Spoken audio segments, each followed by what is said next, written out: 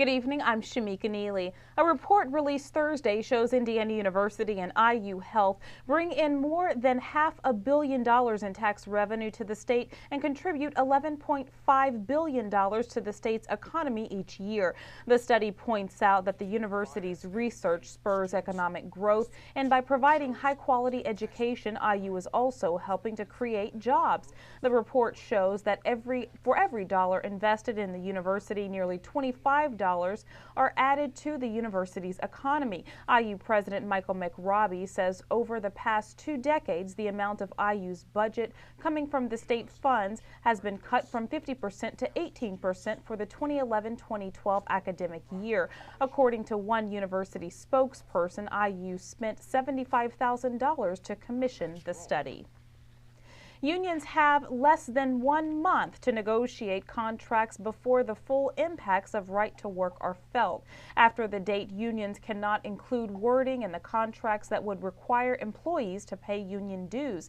As WTIU's Gretchen Frazee reports, unions are trying to minimize the effects of the legislation before the deadline. Negotiating new contracts could be difficult since employers could try to postpone the negotiations until after the March 14th deadline.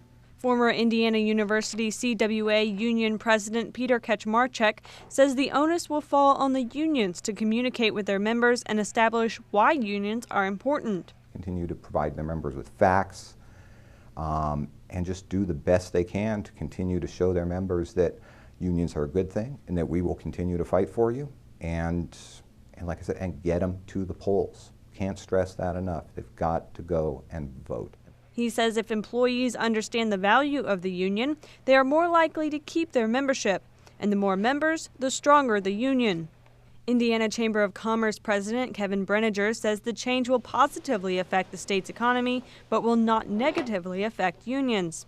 There are no wages that are going to go down. There's no one who's going to be prevented from joining a union, as was stated by the opponents.